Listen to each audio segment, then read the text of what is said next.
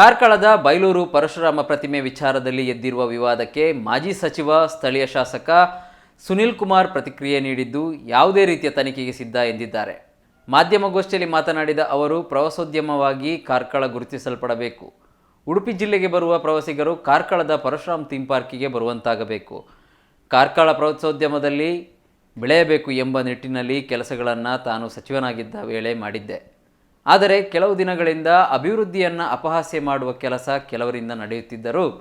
ಇದರ ನೇತೃತ್ವವನ್ನು ಪ್ರತ್ಯಕ್ಷ ಹಾಗೂ ಪರೋಕ್ಷ ರೀತಿಯಲ್ಲಿ ಉದಯ್ ಶೆಟ್ಟಿ ಮುನಿಯಾಳು ವಹಿಸಿಕೊಂಡಿದ್ದು, ಪರಶುರಾಮ್ ಥೀಮ್ ಪಾರ್ಕ್ನ ಗುಣಮಟ್ಟ ವಿಚಾರವಾಗಿ ಆರೋಪಗಳು ನಡೆಯುತ್ತಿದ್ದು, ಈ ನಿಟ್ಟಿನಲ್ಲಿ ಯಾವುದೇ ತನಿಖೆಗೆ ನನ್ನ ಸಂಪೂರ್ಣ ಬೆಂಬಲವಿದೆ ಎಂದರು. ನಮ್ಮ ಸರ್ಕಾರದ ಸಮಯದಲ್ಲಿ ಪ್ರವಾಸೋದ್ಯಮ ಮತ್ತು ಮಲೆನಾಡು ಅಭಿವೃದ್ಧಿ ಯೋಜನೆಯಡಿ ಬಿಡುಗಡೆಗೊಂಡಿದ್ದ ಅನುದಾನಕ್ಕೆ ಒತ್ತಡ ಹಾಕಿ ತಡೆಯೊಡ್ಡಲಾಗಿದೆ. ಇಂದಿರಾ ಗಾಂಧಿ ಮತ್ತು ಕುಟುಂಬದವರ ವಿಗ್ರಹ ಸ್ಥಾಪನೆ ಮಾಡಿದ್ದರೆ ಇವರು ಒಪ್ಪಿಕೊಳ್ಳುತ್ತಿದ್ದಾರೇನೋ ಎಂದು ಪ್ರಶ್ನಿಸಿದರು. ಪರಶುರಾಮನ ವಿಗ್ರಹವಾದ ಕಾರಣ ಅಭಿವೃದ್ಧಿಯನ್ನು ವಿರೋಧಿಸುವ ಮನಸ್ಥಿತಿಗೆ ಇವರು ಬಂದಿದ್ದಾರೆ.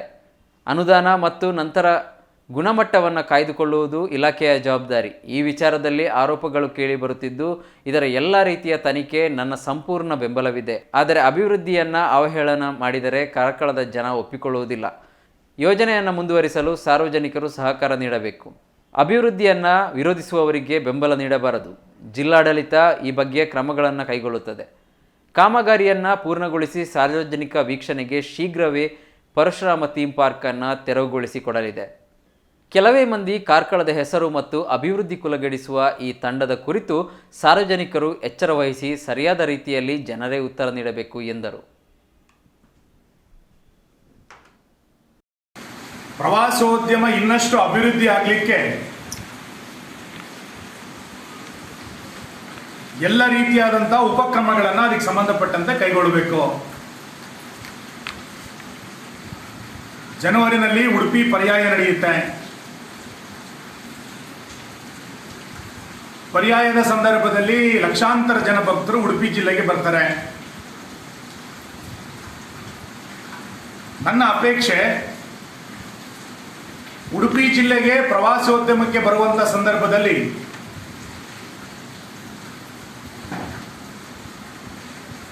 ಆ ಎಲ್ಲ ಪ್ರವಾಸಿಗರು ಕೂಡ ಪರಶುರಾಮ ಥೀಮ್ ಪಾರ್ಕಿಗೆ ಬರುವಂತಾಗಬೇಕು. ಅಷ್ಟು ಒಳ್ಳೆಯ ಪ್ರವಾಸೋದ್ಯಮ ಕ್ಷೇತ್ರ ಆಗಿ ಅದು ಅಭಿವೃದ್ಧಿ ಆಗಬೇಕು ಅನ್ನುವಂಥ ಯೋಚನೆಗಳು ನಮ್ಮದು. ಆದರೆ ಕಳೆದ 6 ತಿಂಗಳಿನಿಂದ ಕಾರ್ಕಳದ ಅಭಿವೃದ್ಧಿಯನ್ನ ಅಪಹಾಸ್ಯ ಮಾಡುವಂತ ಒಂದು ಗುಂಪು ಹುಟ್ಟುಕೊಂಡಿದೆ.